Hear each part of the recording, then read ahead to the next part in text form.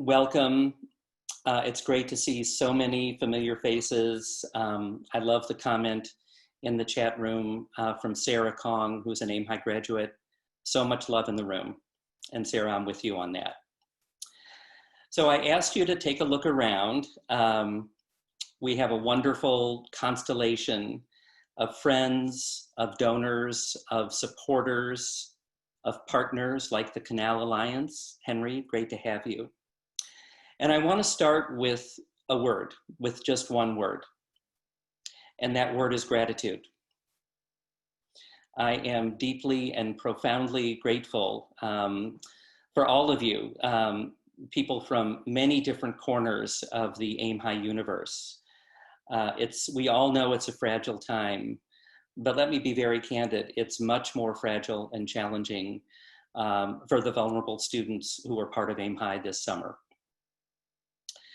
I also want to say that AIM High is in full swing. Gayla, this will make you smile. Today is day 4 of week 4 of the 35th summer of AIM High. That's how we start every day at every AIM High campus. AIM High at home is in full swing, as I said. It's happening. And all of you on the call have helped bring it to life this summer. Again, I could not be more grateful. We've stepped up. We've met the challenge.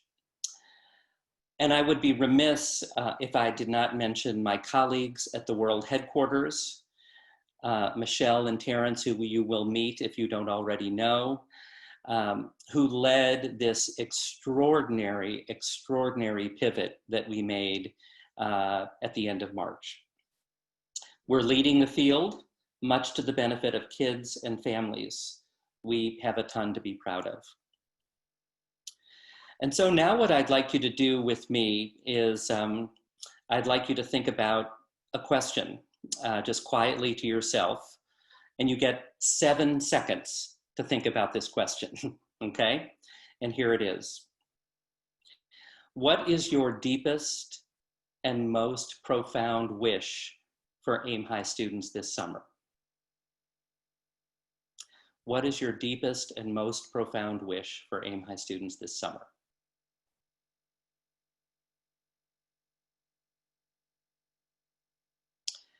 And at the end of our hour together, my hope is that you'll feel and believe that we've delivered on that wish.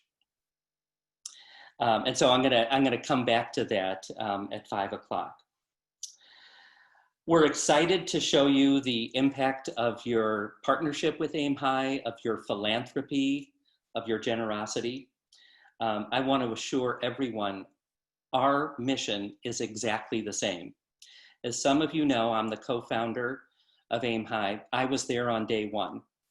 Our mission that day and our mission right now are exactly the same. Our goals are the same. Our values are the same. And we have obviously pivoted and delivered that in a very different way. We're excited to show you that right now. So Stacy, let's go to the next slide and see who our special guests are. There they are. And so from our world headquarters, Terrence and Michelle, and then 4 site directors, Evelyn, who also founded our Napa program, Matthew, Kira, and then Alora, who founded our program in Richmond. I know you'll enjoy hearing their candor and also our victories and challenges. Our agenda, and I know, again, Gayla and Sarah and others, this is going to make you smile, is connected to our core values. Extra credit for people on the call, if you know them by heart, community, opportunity, respect, and high expectations. The H is silent, but it spells core, and it's the fabric of our organization. Thanks, Stacy.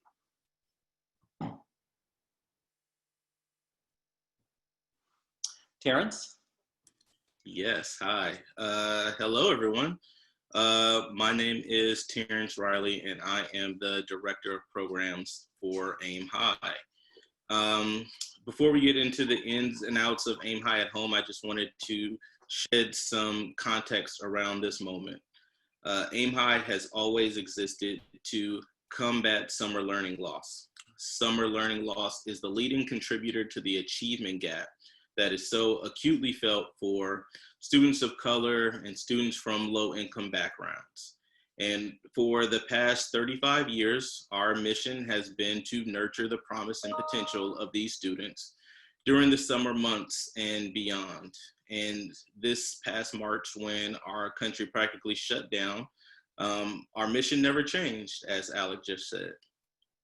Middle school is a critical transition point for youth development. And I'll say that again, middle school is a critical transition point for youth development.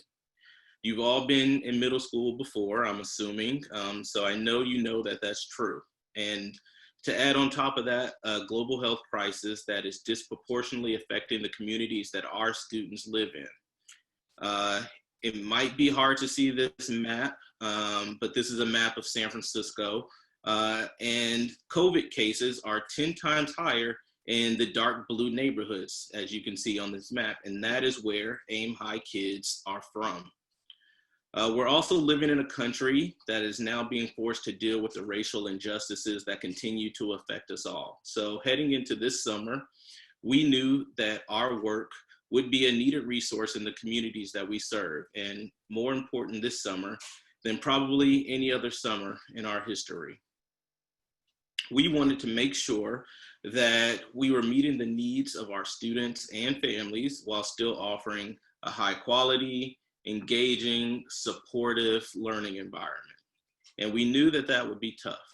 Not only are our students dealing with an economic disparity, but also a technological one with very, very limited access to devices and stable internet. But in order to ground this a little more, as Alec mentioned, we have several Aim High All-Stars with us tonight, one of whom is Alora Henderson. Alora is not only an amazing Aim High site director, but she's also a veteran teacher. So I'm gonna hand it over to Alora, but I wanted to ask Alora if you can talk for a minute about just how this all played out at your school site this spring, and what was your hope for your students going into this summer? Totally. Hi, everybody. As Terrence mentioned, I am a site director for the Richmond site. This summer we have Oakland and Richmond students together, but I have taught for the past 8 years at Title I schools where 80 to 90% of our students qualify for free or reduced lunch, and 100% of our students utilize school-based technology. My students are Aim High students. And at my particular school this year, students did not have the opportunity to take technology back and forth from school to home. So once the district was forced to close and distance learning began, that was the first time students were expected to take technology and use it at home this year. There were so few guidelines around what was expected. It was sort of impossible to have those guidelines in place before going into distance learning. Many teachers were left on their own to try and figure out what worked for them. Many students were quite literally left in the dark without a lot of consistency. So after that experience, I wasn't sure what to expect from Aim High. I did not expect the level of programming that you all are about to learn about in terms of a variety of subjects, consistency, scheduling, activities, opportunities for social emotional growth. My biggest wish for students was that they could have a safe, productive, and connected summer this year. So hopefully you all will hear a little bit about how that came to be.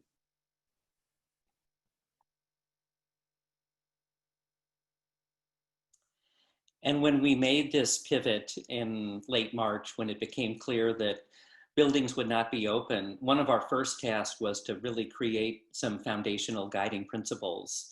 And so Michelle and Terrence, myself, we locked arms, and these are the 5 we came up with. And they really served as a touchstone for us as we planned and did parent engagement and a needs assessment in early April. You'll hear more from Michelle about social emotional learning, which is really at the forefront. But very quickly, and leveraging partnerships. Courtney, thank you one more time. And seeing the bigger world are two that I think you'll see stand out in the pivot and what we created. Thanks, Stacy.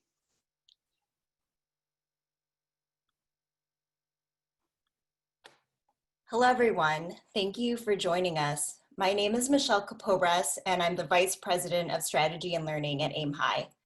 And I'm here to take you into our deeper dive.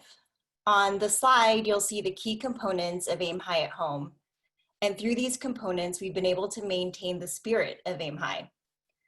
Some of the components are available through our YouTube channel, such as Morning Circle, which I heard a lot of you have already viewed, physical fitness, parent engagement, and many of our activities. Also this summer, we have 100 teachers interacting with 1,000 students daily through our live Zoom meetings, which include book club, STEAM challenge, advisory, and issues and choices. To give you a deeper look into what AIM High at Home is like, you'll hear stories and challenges from our teachers and our virtual site administrators. During this time, we'll toggle back and forth between informational slides and just viewing the speaker, so please keep Zoom in speaker view. We'll start with Evelyn, who will talk about her goals and experiences as a book club teacher. Thank you, Michelle. Hi, everybody. My name is Evelyn. I am typically one of the site directors for our Napa site, but this summer I am leading one of the book club sessions for our North Bay 2 region, which also serves all of our Napa students. And so I wanted to share with you all some of my goals and areas of focus for our book club. You can see on the screen that we have been reading several short stories from various books. And obviously one of our main areas of focus is an academic focus. And so we've been helping our students. We really came down to the conclusion that we needed to really hone in on the one thing that we wanted our students to walk away with, and that was for them to be able to identify plot versus theme. So that is our main academic focus. So every time that we read a story, our students are trying to identify what is happening in the story, trying to identify the main characters, and then moving beyond that into identifying the themes and the main message that the author might be trying to have them walk away with.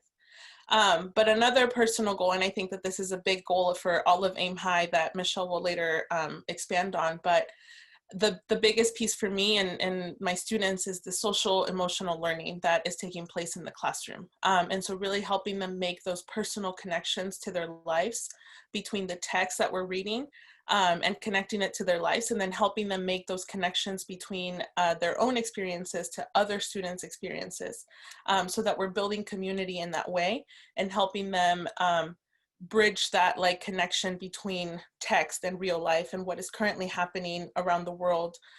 There's been a lot of topics that come out of the text that we've been reading, such as bullying, such as the mental health crisis that we have in our country. And so just seeing students get really excited to talk about these things that they don't typically get an opportunity to talk about in regular school. It's just been really magical to see that.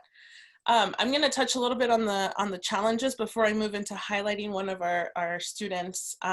But just to give you a sense of the challenges as an educator that this pandemic has created for us, obviously over distance learning, it's really difficult to engage students. But I think that for me as an educator, it's really been an opportunity to take that on as a challenge and to find ways to connect with students beyond what we would typically expect a student in a regular classroom to engage with. So obviously over a Zoom meeting, our students tend to be really, really shy, and so we don't often see their faces. We try to get them to turn on their cameras, but it's really difficult to create that sense of safety in them so that we're being invited into their personal space. So it's just been a matter of coming to terms with the fact that engagement and participation is going to look differently for each student. And so for me, it's been a really great opportunity to expand on the toolkit of like different programs and tools that I get to use online to engage students. So that's been a big challenge, but that I think a lot of our AIM High teachers have stepped up to the challenge and have really taken that on as an opportunity to grow and help our students connect in different ways that isn't just them unmuting themselves and speaking on a Zoom call. I also want to highlight one of our students because I think it was really representative of the magic that I've been seeing in our book club sessions. We have one rising 6th grade student in Napa, and he is brand new to our program, so he hasn't even had a chance to be a part of our regular Aim High programming. But just the excitement that the student, his name is Isaac, the excitement that the student exudes and presents in our class is just very inspirational for our other students who tend to shy away or aren't really bought in completely, especially in the beginning. Isaac is one of our students who is super into reading, so he's one of our reading stars. When we read I Am Not Your Perfect Mexican Daughter, we read an excerpt from that book last week. He got super excited, his eyes lit up. He's one of the few who does turn on his camera.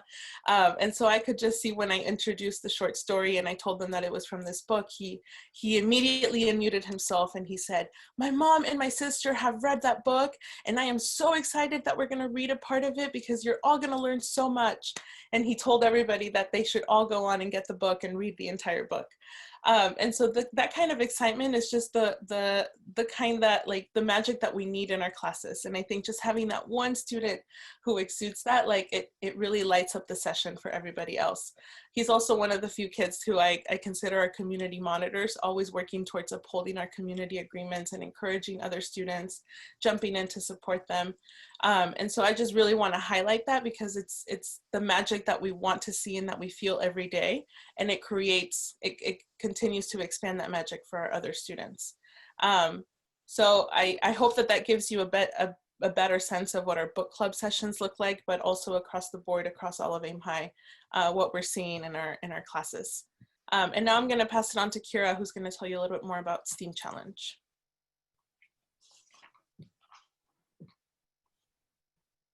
Hi there. So I want to start out connecting back to what Terrence was talking about and really having you think about, middle school and especially middle school math. And what it's like, just being in a math class when they throw the alphabet in there. So when I'm teaching in person, I really can sense and I can feel when students are stuck, when students are lost. They have that look on their face of like panic of, I don't really get it. And when you're in class, you're able to rush over to them, whether they want you to come over or not, and just be like, hey, I got you. I see that this is tough and we're going to get through it. I think in middle school and high school is when students really learn that they need a growth mindset to be successful because, especially if you go into STEAM in college or in your career, it doesn't get any easier ever. So the biggest challenge for this summer and our biggest goal here is what Terrence said, is to combat summer learning loss.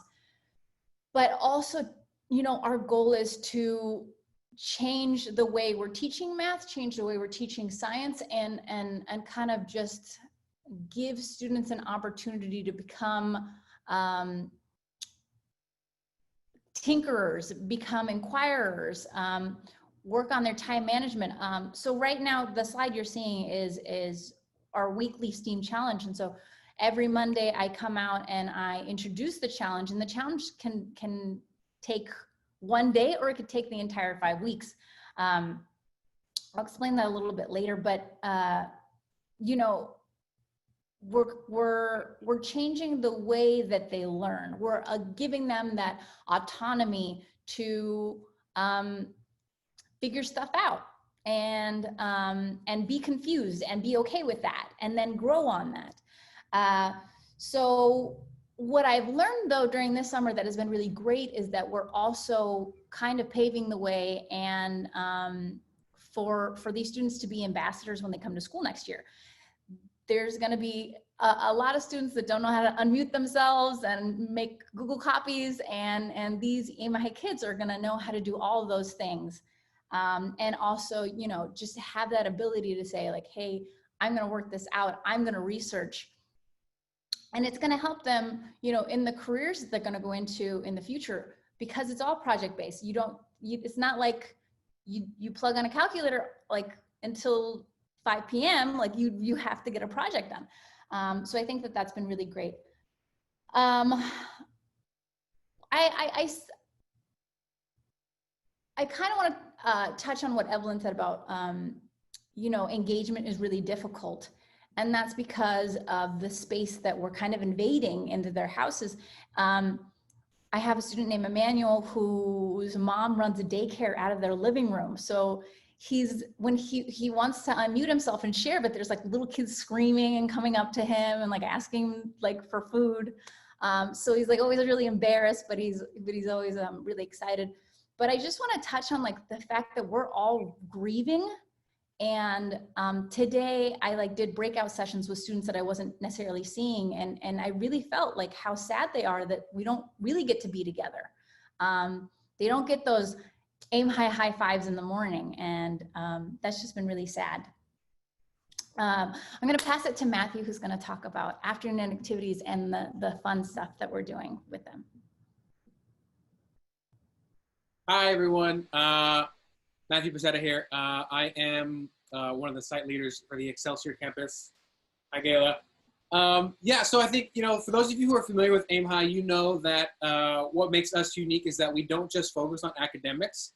We actually give students an opportunity to try new things and really develop a sense of confidence in exploring new avenues. And so we would not be Aim High if we didn't still maintain that opportunity for students to try new things. We like to say that we balance the academics with the fun factor. And it's pretty amazing that we're still able to offer that. We have a wide range of them that really allow students to really, again, challenge themselves to try something they wouldn't do, especially because this is such a difficult time for everybody, let alone middle school students. And so I think it's important to really amp up the fun factor within your home environment. And so we have all of these opportunities for students to really engage and see the bigger picture about ways to cope in such a difficult climate. I also think it's really been a beautiful opportunity for Aim High to leverage some of its partnerships to help us support our students in these times. And again, I have so many students who are like so engaged with the academics, but they'll also send messages and emails and communicate with their teachers about how much fun they're having with these activities as well. I have a student who usually watches his siblings in the morning, so he can't really participate in the academics, but he is there every afternoon for the activities, and he's participating and giving his full effort because he is relishing in that opportunity. And so I'm just really here to acknowledge that Aim High is Aim High because we don't just focus on academics, we look at the holistic view of individuals, and it's been so much fun to still be able to offer that for students and give them that opportunity to try new things, even in a shelter-in-place. And as an example here, we have a yoga activity, and part of the post-yoga reflection is students are asked to sort of fill out almost like an I am statement. And as you can see on the slide, students are believing that they are confident. I am confident, I can do this, I am worth it, I am loved, I am kind and happy, I am loyal and cool. So these students are taking up these opportunities to really better themselves and better their home environment, which is a huge accomplishment for us in terms of engagement with students.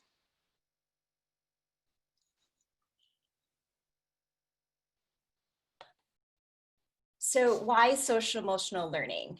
If it isn't clear already, because I feel like everything that Terrence and Kira and Elora and Evelyn have said have pretty much answered this question. So I'll be really brief. Social emotional learning, as many of you know, has always been an important part of Aim High for many of the reasons that are listed on this slide. This summer, we wanted to make social emotional learning even more central to our students and teachers' experiences because we know that trauma related to COVID-19 has hit our Black and Brown communities especially hard, as you saw earlier. We wanted to give our students safe spaces to share their experiences and feelings, and we also wanted to support them in building skills and tools to move through the trauma and thrive. And so Kira and Laura first, and then Kira will share a little bit more about what SEL looks like at Aim High this summer. Hi again. So this summer, more than ever, I'd say there's social emotional learning that's been tied into almost all of the academic and non-academic spaces. Students also have the opportunity to have advisory 4 times a week. Traditionally, during advisory at Aim High, students are able to connect, play games, and debrief their summer experience. And that sort of connection is definitely maintained through advisory this summer, even with an online platform. The added aspect, though, is many of our classes are much smaller than usual. So having a really small group is a great chance for students to make connection. And they're really deep diving on issues like what's going on with themselves and their families with everything in today's world. As you can see on your screen right now, each week, students have had the opportunity to really deep dive on a specific theme, like community, wellness, and self-love was last week. People Who Matter is this week, and next week we're going to be discussing celebrating and looking forward for after Aim High. Students have been discussing COVID-19's impact on their lives. They're not just, talking about it in the news, but how is it actually impacting their lives? And they're discussing social justice movements that are going on around the world. And they're also still finding the time to discuss more traditional middle school issues like bullying, cyberbullying as it is these days, and embracing and loving their identity. So I'm going to pass it to Kira, as Michelle mentioned, so she can share an example of how this plays out at Aim High this summer. I just wanted to give a quick kind of outlying anecdote about a student that is a special case, I suppose. So I just wanted to tell you about a student I have. Her name is Amanda. She's in 6th grade. And during the pandemic, both her parents lost their jobs. And through the final months of school, she was getting 100% of her nutrition by the free meals that schools were giving out. And she wasn't really thriving with her sister. And they were even like asking for, more than what the schools were giving out so they could help feed their parents as well. And it got so bad to where her parents decided that they had to reach out to a cousin that they had who lives in France and have him adopt both girls. Amanda's sister is an Aim High graduate. Adopt both girls and move them to France. So she essentially, at the end of school, got her community ripped from her, and now she's in our Zoom meetings where everybody's eating their cereal and it's 7 p.m. for her. But it's actually been an incredible journey being an Aim High for her. She really loves it. Michelle will be glad to know that today she was making her 5th batch of cookies because she had, because in week 2, we had this cookie challenge that delved into food science, and she was just like trying again and again and again and again to make the perfect cookie. So today during our advisory class, she was like making cookies and showing everybody else. But I mean, a lot of these students, especially the 6th graders, they said, it's like, kids aren't this nice at school. We don't have this safe space at school. We don't have the ability to like really kind of open up and share our feelings and be vulnerable with each other. And this is just such a great space. And so she's able to have that community with kids in SF, even though she's halfway around the world. I'm going to pass it to Terrence now to tell you more.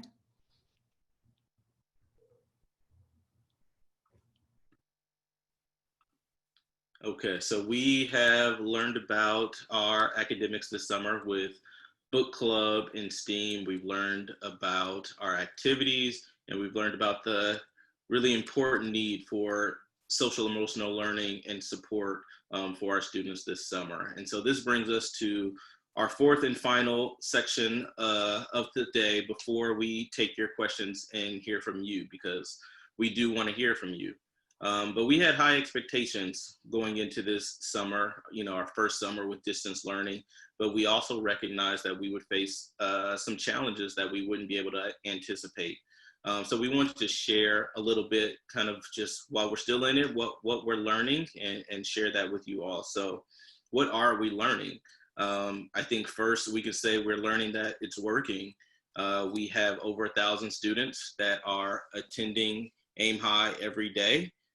These are students that, like I mentioned earlier, started out having a lack of resources as far as devices or internet connections, and they did 3 months of distance learning before Aim High start, and many of them are going to go back to distance learning in the fall, and yet they are here spending their summers on Zoom meetings, on the Aim High at Home website, with us, being engaged, having fun, supporting one another. So it is working.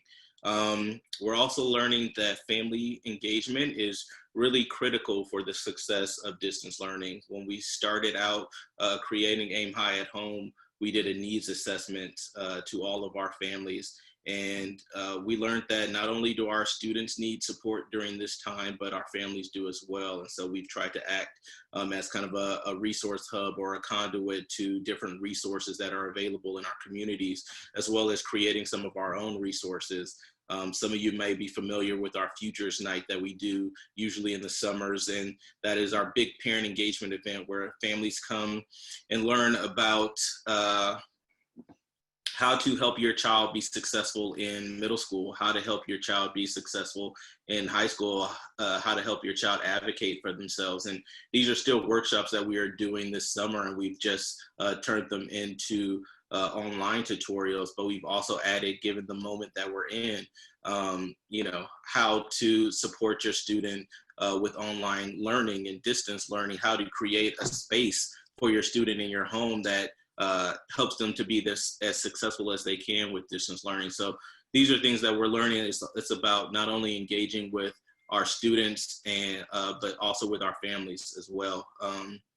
And so I will turn it over to Michelle to share what else we're learning. Hi, thank you, Terrence. Yeah, we're learning a lot, and we are learning a lot about student engagement online. Mostly, we're learning that it takes a lot of time. It takes a lot of time to plan and prep engaging lessons and activities. It also takes a lot of time to train teachers in utilizing new tools. Also, deeper engagement requires extra time online with the students. We thought that we needed to limit the amount of screen time, but because we are trying to really engage students, we're learning that we need more time to support our students as they learn new technology one at a time, and to form strong communities that are necessary for deeper engagement. So that is one of our big learnings. Also, our learning this summer has implications for our next strategic plan, Vision 2025. We're finding that when location isn't a limiting factor, a new level of possibilities opens up. And so that is a lot for us to reflect back on and now bring back to Vision 2025. We're also thinking about what we can do beyond the summer to support our students and families as distance learning and other repercussions of the pandemic continue. One question we've been asking ourselves is, how might we leverage our partnerships to continue supporting our students and families? In the past few months, we've been forced to stretch and reimagine Aim High, and we plan to carry this forward. So please stay tuned for the different ways we'll continue to move beyond Aim High Classic. And I'm now going to turn to Alora, who will share what she's learning as an educator.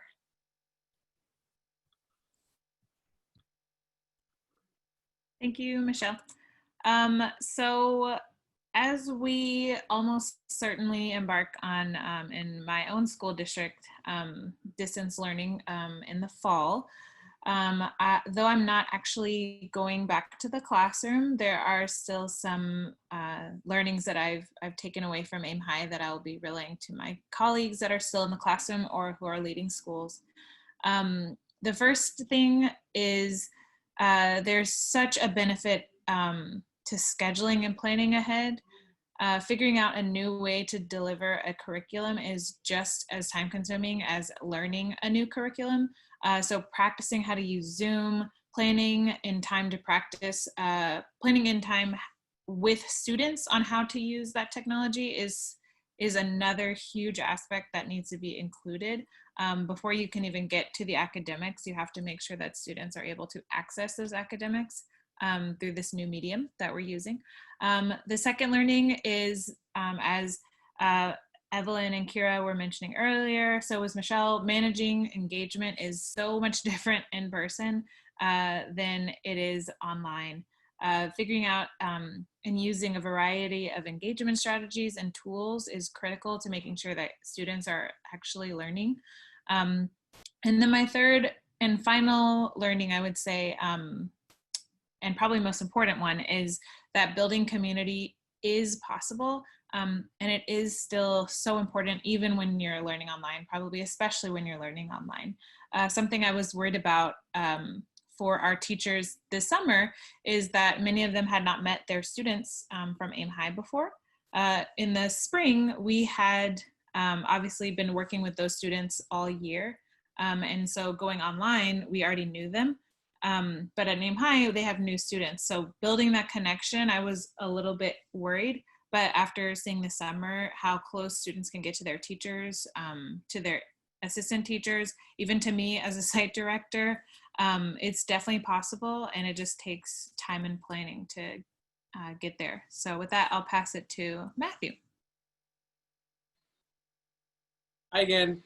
I would love to just say check to everything Laura just said, but on top of that, I have two takeaways myself. I think the first is that, you know, as a educator year round, I think first and foremost, we have to take a step back and sort of reset, because it doesn't matter if you're a 15-year veteran teacher or a brand new teacher. We are all year one distance learning educators. And so I think whether it's looking at engagement, how to use apps, how to use Zoom, how to use all of these features, well, I think we all are learning and having to adapt at the same time. So teachers and students working together. And so really sort of getting creative with what we have to do in the school year. And that sort of blends into my second takeaway, is that we have to do something. And I think AIM High at Home really showcased the magic and the beauty of a group of dedicated educators who come together and just did something. And I think that, for me, really echoes loud and clear that moving forward as we proceed into our different districts and schools, as long as we stay committed to doing something and holding space for our students, that education will be able to be successful and impactful as always, if not more so. Thank you, Matthew and Laura, for sharing that. Now it's time to hear from you guys, because we want to hear what questions that you have for these AIM High All-Stars about our pivot to AIM High at Home. So I think we have about 15 minutes to answer your questions, but definitely if there are more questions after that time, we are willing to stay on and answer as many questions as we can, so keep them coming. But if you have a question, the way we're going to handle this is in the chat. If you can type your name in the chat, and then Michelle and I will pick on the names as they appear, and we will punt it to the appropriate person to answer the question, and we'll keep going until there are no more names. So yeah, if you have a question, please enter it into the chat and we will get started. I see Miss Peters. Hey, Terrence. It's wonderful to see you. I love your artwork behind you too. How did you as a global headquarters team determine how long this AIM High day was going to be? Like, did you remain faithful to that length of time? And as I mentioned, I interloped a good deal and checked out how y'all were going to be doing it. Do the kids run a traditional schedule? Or is it really these enhanced activities and like lengthier STEAM work and all of that? Yeah, so Michelle has been our schedules guru this summer, so I think I'll hand it to her, but I will say that going into it, we wanted to limit the amount of time that students were spending on the screen, because we knew they were coming from, spending 3 months on the screen. So we were really intentional about that time and building time for students to work on their own and to do projects off of the screen as well. But I'll let Michelle expand on that. Yes, and I think we definitely did try to limit some of the screen time. And one of our learnings is that maybe in some cases we need to expand that time, especially when we were in book club and in community circles and in STEAM Challenge. Because we did limit it. They are only in book club and STEAM Challenge twice a week, a half hour at a time. So, that what you see is really a squish schedule for our students. And then there's a lot that goes on offline with the videos on demand. But for the most part, they're spending about an hour a day in live Zoom.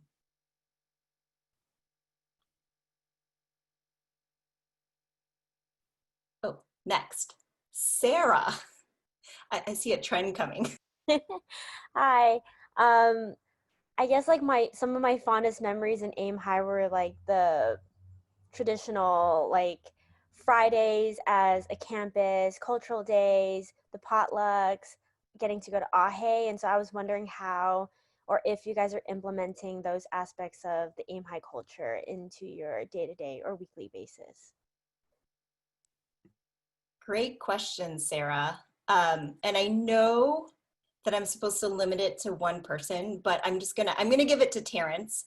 But I think that Matthew has found one thing that he could maintain. So I want to then go to Matthew. Yeah, I mean, and that was something that was really important to us, especially the cultural days and how we could hold on to that component this summer. So, you know, we have had to move away from some of our regular traditions, but I think we've started some new traditions. So we have a weekly newsletter that goes out to families every week with announcements and updates. We also have a weekly family challenge. So every week, students and their families are encouraged to participate in these challenges and take pictures during the challenges and submit them to us. And so that's been really great to see those families come together for some fun community time. But yeah, I will punt it to Matthew because I know that he's done a couple of things with his site as well. Hi, Sarah, great question. So just to get a little quick context, my campus is traditionally one of the larger ones. So we have about anywhere from 140, 160 students. And immediately after like week one or week two, a lot of the staff and myself recognized that as amazing as Aim High was and all these things we were providing, we all missed and lacked that community element. And so in the spirit of being ambitious in Aim High fashion, we tried something a little different this past week. And so we merged all the classes at 10 a.m. and 11 a.m. to do a Jeopardy, which if you don't know is a huge success at every and any Aim High campus. And so I was a little brave and bold, and we did Jeopardy, and it was phenomenal. Students loved it. I think one of the best parts about it was that we spent some time 3 weeks in assessing what was working and how students to get into the vibe of the virtual schedule. And then we went for a little bit of adaptation, and students were just so into it. They were emailing, talking to their teachers all day. And in fact, we saw a direct result in that more students were willing to share their video and share their mic in their afternoon classes because of that community engagement. So yeah, it was a lot of fun. And I'm looking forward to do it next week again in one sort of finale. While I wait for someone to type their name for another question, I just wanted to mention one more thing. We also do, and I lost what I was gonna say. We also do Shout outs. Shout outs, thank you. Yes, so we, in our Morning Circle videos, we have shout outs So students in their classes, they can shout out a fellow student.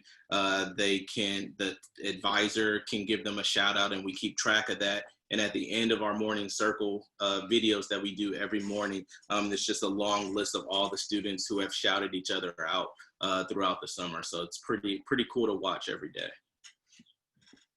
And I see Sarah Kong has another question. Yeah, sorry.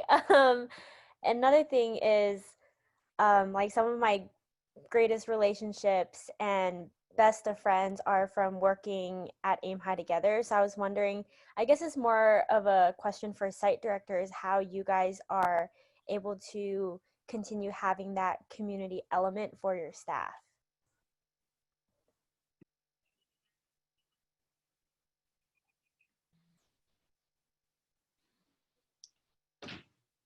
I will let Alora answer that question. Wasn't sure if I should just jump in there. Great question.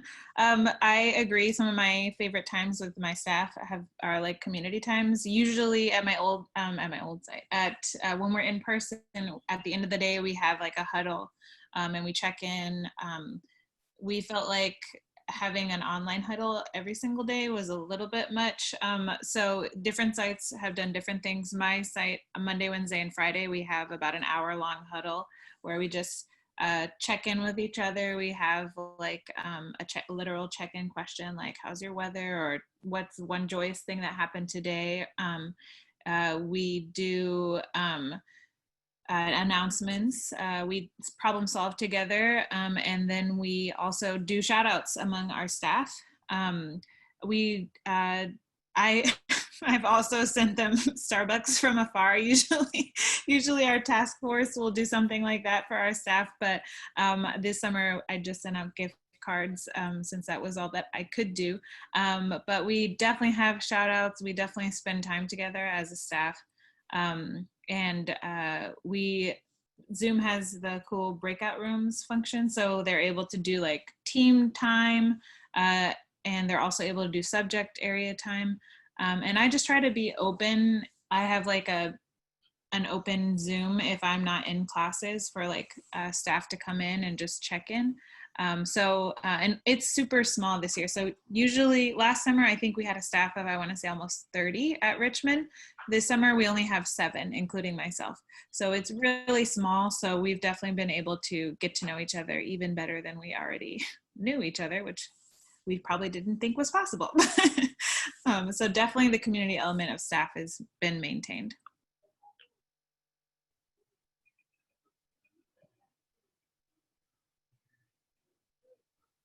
I think, Courtney, do you have a question that you wanted to ask around preparing students for the fall? Yes. Hi. So so this is a crazy time that we're in.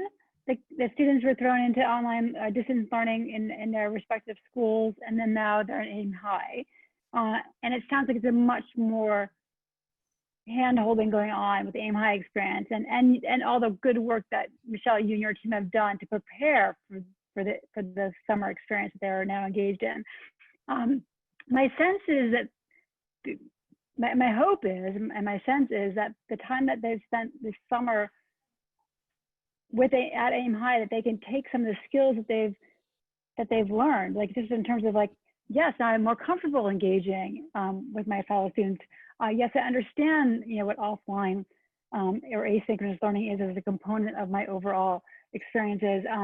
So I'm hopeful, but I'm asking the question is do you feel like the work that was done this summer so far, and will continue with the Aim High students, that they will go back this fall? Many of them, I think, are going to be distance learning again, that they can use this experience to help them be more successful in the fall. I think, can I give that to Kira to elaborate on what she spoke about earlier?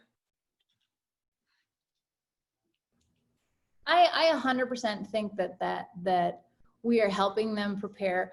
I know in my district in San Mateo County, we are essentially going to force students to turn on their cameras and their mics.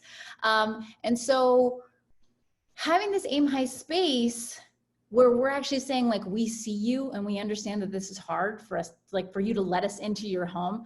I'm gonna give you like a really weird anecdote. Like, I used to like change my clothes when I went to school to give this persona like who I wanted to be. I was able to create my identity. And here, you know, like there's no hiding from it. And it's super scary. And so that's an aspect of we're just kind of creating the space of like, we see you, we're here with you, we're a community. I gave my staff like a survey of like, what are the barriers, and showed them that they all had the same barriers. And they're all really shy, and middle school is so hard. Like, I had really bad acne, and I wouldn't want to turn my camera on. So on top of that part, we also know that districts will be, different districts will be doing different things, but there will be a lot of, you have to do this on your own stuff. You know, the teacher's not, it's most likely going to be very lecture based while you're in class, and then you're gonna have to figure it out when you're not. And especially for students who are not as like email savvy. I was talking to Matthew this morning, and he was talking about his students like text him and like, what's my counselor's email address? Like, we're creating these very tech savvy students that will know how to make copies of Google Docs, and will know how to, you know, facilitate a breakout room. Like, that's what I'm really hoping.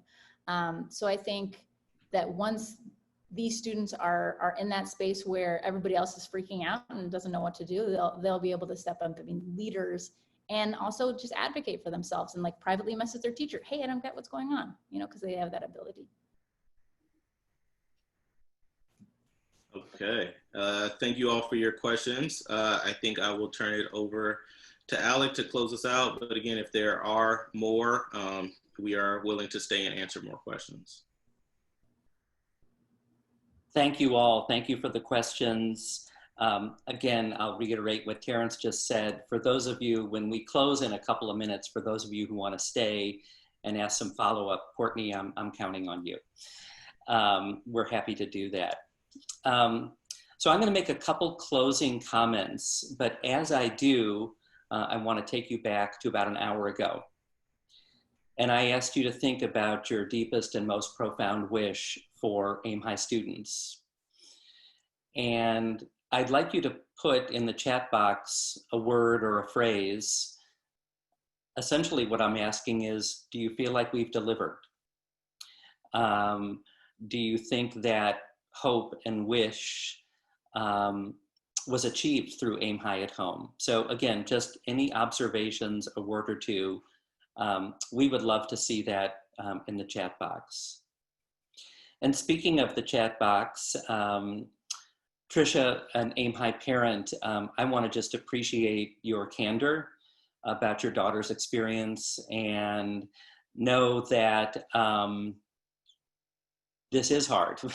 And I hope that, we all hope that a year from now, the world is going to be healthier and saner, and hope that your daughter will remain in our community as a volunteer or as a high school intern.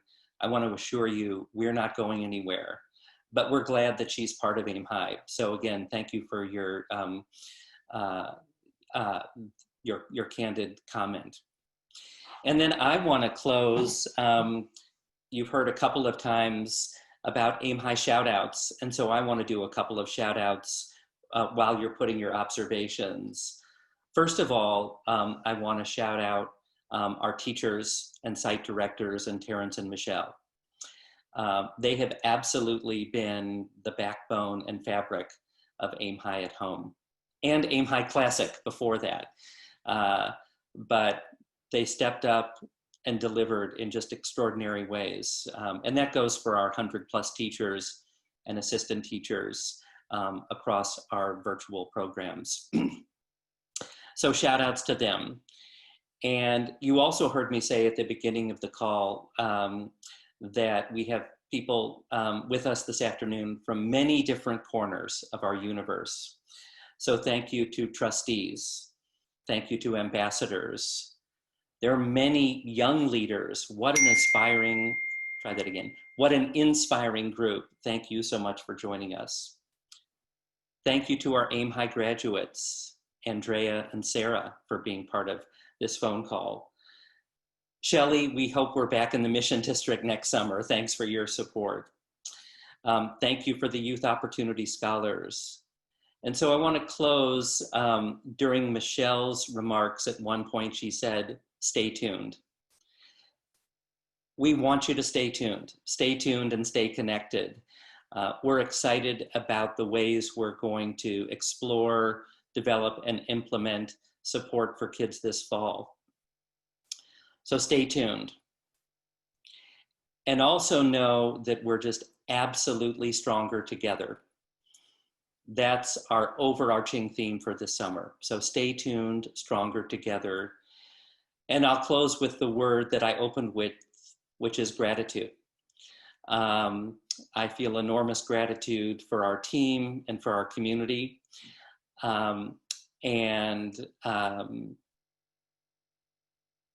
Want to just express how appreciative we all are for your commitment to AIM High and our students during this unprecedented moment.